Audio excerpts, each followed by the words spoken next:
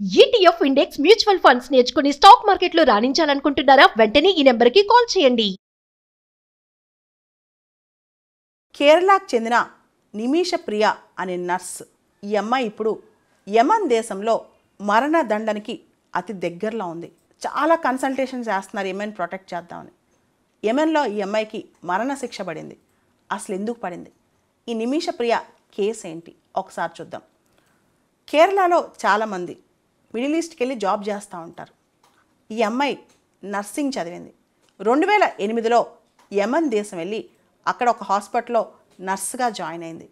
ఆ తర్వాత కొన్ని సంవత్సరాలకి తను సొంతంగా హాస్పిటల్ పెట్టుకుందాం అనుకుంది. యమన్లో లా ప్రకారం బయట నేషనల్స్, ఫారెన్ నేషనల్స్ సొంతంగా అక్కడ బిజినెస్ చేయాలంటే చాలా రూల్స్ ఉంటాయన్నమాట. దాంతో ఆవిడకి ఒక ఫ్రెండ్ ఉన్నాడు, యమనీ సిటిజన్ అనమాట. అతనితో కలిసి ఈ అమ్మాయి హాస్పిటల్ స్టార్ట్ చేసింది. ఆ తర్వాత ఒక కథనం ప్రకారం అతను ఈ అమ్మాయిని వేధించడం స్టార్ట్ చేశాడు. ఫిజికల్గా, సెక్షువల్గా, మెంటల్గా. ఈ అమ్మాయికి సంబంధించిన ట్రావెల్ డాక్యుమెంట్స్, పాస్పోర్టు అన్నీ లాక్కున్నాడు. ఈ అమ్మాయిని హింసించడం మొదలెట్టాడంట. దాంతో అతని బారి నుంచి తప్పించుకోవడానికి అమ్మాయి చాలా ప్రయత్నాలు చేసింది. ఆ అమ్మాయి చివరికి పోలీస్ స్టేషన్లో కంప్లైంట్ ఇచ్చినా ఆ అమ్మాయి పైనే కేసు వచ్చేసిందంట. దాంతో అమ్మాయి చేసేదేం లేక అతని దగ్గర నుంచి తన డాక్యుమెంట్స్ అన్ని లాక్కోవడానికి అతని పైన సెడేటివ్స్, ఏదైతే కాస్త అతన్ని నిద్రలోకి పంపిస్తాయో ఆ మాత్రలు పెట్టిందంట. దాంతో అది ఓవర్ డోస్ అయిపోయింది. అమ్మాయికి అది అర్థం అయిందో అర్థం కాక అది ఓవర్ డోస్ అయిపోయింది. ఓవర్ డోస్ అయిపోయి అతను చనిపోయాడంట. చనిపోవడంతో ఈ అమ్మాయి పైన మర్డర్ కేసు వేశారు. మర్డర్ కేసులో కేసు ప్రూవ్ అయింది ఈ అమ్మాయి చేసింది అని చెప్పి. ఆ తర్వాత అక్కడ అమ్మాయి క్షమాభిక్ష అడిగింది, అయినా ఒప్పుకోలేదు. అక్కడ ప్రత్యేకమైన చట్టాలు ఉంటాయి, ఇస్లామిక్ లాస్ అనమాట. ఆ లాస్ ప్రకారం అలాంటి వ్యక్తుల్ని వదలాలంటే వాళ్ళకి మనలాగా ఉండవు, డిఫరెంట్ రూల్స్ ఉంటాయి అన్నమాట. మన ఇండియన్ ఎంబసీ వాళ్ళు వీళ్ళందరూ కూడా అమ్మాయికి సపోర్ట్ చేస్తారు. అమ్మాయికి సపోర్ట్ చేయడం కోసం నిమిష ప్రియ ఇంటర్నేషనల్ యాక్షన్ కౌన్సిల్ అని చెప్పి ఒక ఆర్గనైజేషన్ కూడా వచ్చిందనమాట. ఇంత చేస్తున్నా అమ్మాయికి క్షమాభిక్ష దొరకలేదు. ఒకవేళ కనుక ఒక నెల రోజుల లోపల అమ్మాయి కేసు తేలకపోతే ఖచ్చితంగా అమ్మాయి మరణదండనికి గురి కావాల్సిందే.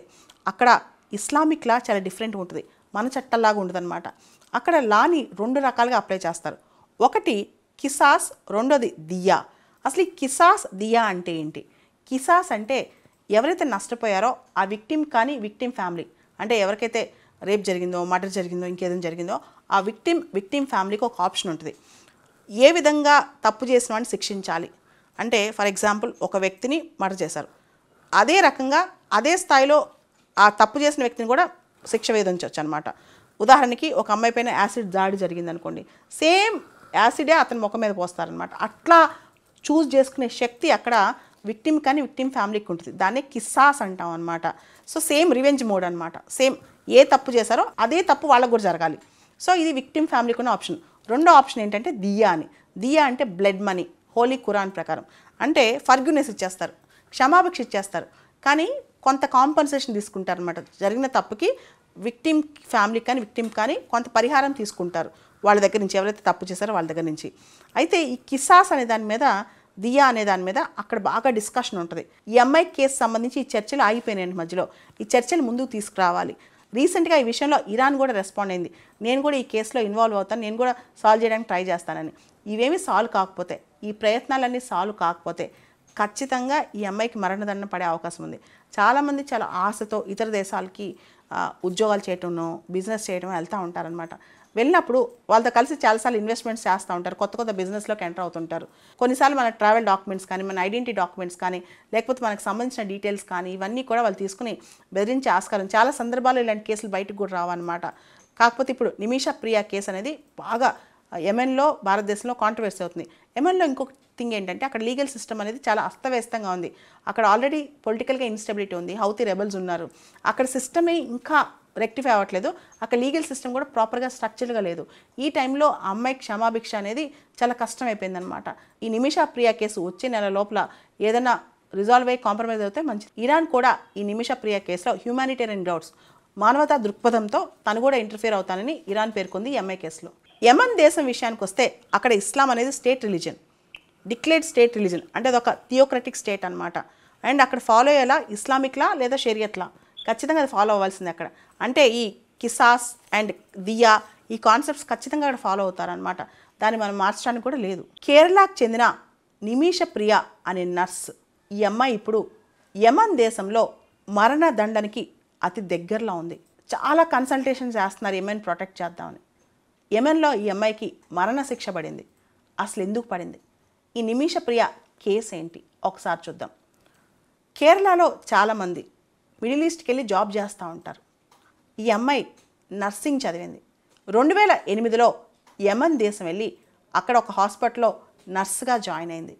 ఆ తర్వాత కొన్ని సంవత్సరాలకి తను సొంతంగా హాస్పిటల్ పెట్టుకుందాం అనుకుంది. యమన్లో లా ప్రకారం బయట నేషనల్స్, ఫారెన్ నేషనల్స్ సొంతంగా అక్కడ బిజినెస్ చేయాలంటే చాలా రూల్స్ ఉంటాయన్నమాట. దాంతో ఆవిడకి ఒక ఫ్రెండ్ ఉన్నాడు, యమనీ సిటిజన్ అనమాట.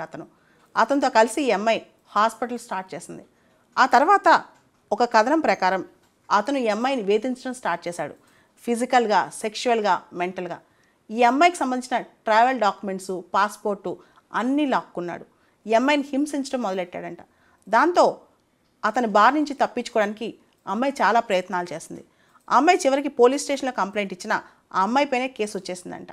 దాంతో అమ్మాయి చేసేదేం లేక అతని దగ్గర నుంచి తన డాక్యుమెంట్స్ అన్ని లాక్కోవడానికి అతని పైన సెడేటివ్స్, ఏదైతే కాస్త అతన్ని నిద్రలోకి పంపిస్తాయో ఆ మాత్రలు పెట్టిందంట. దాంతో అది ఓవర్ డోస్ అయిపోయింది. అమ్మాయికి అది అర్థం అయిందో అర్థం కాక అది ఓవర్ డోస్ అయిపోయింది. ఓవర్ డోస్ అయిపోయి అతను చనిపోయాడంట. చనిపోవడంతో ఈ అమ్మాయి పైన మర్డర్ కేసు వేశారు. మర్డర్ కేసులో కేసు ప్రూవ్ అయింది ఈ అమ్మాయి చేసింది అని చెప్పి. ఆ తర్వాత అక్కడ అమ్మాయి క్షమాభిక్ష అడిగింది, అయినా ఒప్పుకోలేదు. అక్కడ ప్రత్యేకమైన చట్టాలు ఉంటాయి, ఇస్లామిక్ లాస్ అన్నమాట. ఆ లాస్ ప్రకారం అలాంటి వ్యక్తుల్ని వదలాలంటే వాళ్ళకి మనలాగా ఉండవు, డిఫరెంట్ రూల్స్ ఉంటాయి అన్నమాట. మన ఇండియన్ ఎంబసీ వాళ్ళు వీళ్ళందరూ కూడా అమ్మాయికి సపోర్ట్ చేశారు.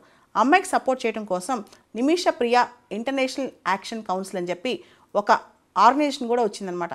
ఇంత చేస్తున్నా అమ్మాయికి క్షమాభిక్ష దొరకలేదు. ఒకవేళ కనుక 1 నెల రోజుల లోపల అమ్మాయి కేసు తేలకపోతే ఖచ్చితంగా అమ్మాయి మరణదండానికి గురి కావాల్సిందే. అక్కడ ఇస్లామిక్ లా చాలా డిఫరెంట్ ఉంటుంది, మన చట్టంలాగా ఉండదన్నమాట. అక్కడ లాని 2 రకాలుగా అప్లై చేస్తారు. ఒకటి కిసాస్, రెండోది దియా. అసలు ఈ కిసాస్, దియా అంటే ఏంటి?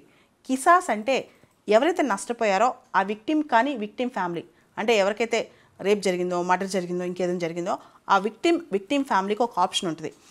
ఏ విధంగా తప్పు చేసిన వాడిని శిక్షించాలి అంటే, ఫర్ ఎగ్జాంపుల్ ఒక వ్యక్తిని మర్డర్ చేశారు, అదే రకంగా అదే స్థాయిలో ఆ తప్పు చేసిన వ్యక్తిని కూడా శిక్ష విధించవచ్చు అనమాట. ఉదాహరణకి ఒక అమ్మాయి పైన యాసిడ్ దాడి జరిగింది అనుకోండి, సేమ్ యాసిడే అతని ముఖం మీద పోస్తారనమాట. అట్లా చూస్ చేసుకునే శక్తి అక్కడ విక్టిమ్ కానీ విక్టిమ్ ఫ్యామిలీకి ఉంటుంది. దాన్నే కిస్సాస్ అంటాం అనమాట. సో సేమ్ రివెంజ్ మోడ్ అనమాట. సేమ్ ఏ తప్పు చేశారో అదే తప్పు వాళ్ళకు కూడా జరగాలి. సో ఇది విక్టిమ్ ఫ్యామిలీకి ఉన్న ఆప్షన్. రెండో ఆప్షన్ ఏంటంటే దియా అని. దియా అంటే బ్లడ్ మనీ, హోలీ ఖురాన్ ప్రకారం. అంటే ఫర్గ్యూనెస్ ఇచ్చేస్తారు, క్షమాభిక్ష ఇచ్చేస్తారు, కానీ కొంత కాంపన్సేషన్ తీసుకుంటారు అనమాట. జరిగిన తప్పుకి విక్టిమ్ ఫ్యామిలీకి కానీ విక్టిమ్ కానీ కొంత పరిహారం తీసుకుంటారు వాళ్ళ దగ్గర నుంచి, ఎవరైతే తప్పు చేశారో వాళ్ళ దగ్గర నుంచి. అయితే ఈ కిసాస్ అనే దాని మీద, దియా అనే దాని మీద అక్కడ బాగా డిస్కషన్ ఉంటుంది. ఈ అమ్మాయి కేసు సంబంధించి ఈ చర్చలు ఆగిపోయినాయండి మధ్యలో. ఈ చర్చలు ముందుకు తీసుకురావాలి. రీసెంట్గా ఈ విషయంలో ఇరాన్ కూడా రెస్పాండ్ అయింది, నేను కూడా ఈ కేసులో ఇన్వాల్వ్ అవుతాను, నేను కూడా సాల్వ్ చేయడానికి ట్రై చేస్తానని. ఇవేమీ సాల్వ్ కాకపోతే, ఈ ప్రయత్నాలన్నీ సాల్వ్ కాకపోతే ఖచ్చితంగా ఈ అమ్మాయికి మరణదండన పడే అవకాశం ఉంది. చాలామంది చాలా ఆశతో ఇతర దేశాలకి ఉద్యోగాలు చేయటంలో, బిజినెస్ చేయడం వెళ్తూ ఉంటారనమాట. వెళ్ళినప్పుడు వాళ్ళతో కలిసి చాలాసార్లు ఇన్వెస్ట్మెంట్స్ చేస్తూ ఉంటారు, కొత్త కొత్త బిజినెస్లోకి ఎంటర్ అవుతుంటారు. కొన్నిసార్లు మన ట్రావెల్ డాక్యుమెంట్స్ కానీ, మన ఐడెంటిటీ డాక్యుమెంట్స్ కానీ, లేకపోతే మనకు సంబంధించిన డీటెయిల్స్ కానీ ఇవన్నీ కూడా వాళ్ళు తీసుకుని బెదిరించే ఆస్కారం. చాలా సందర్భాల్లో ఇలాంటి కేసులు బయటకు కూడా రావన్నమాట.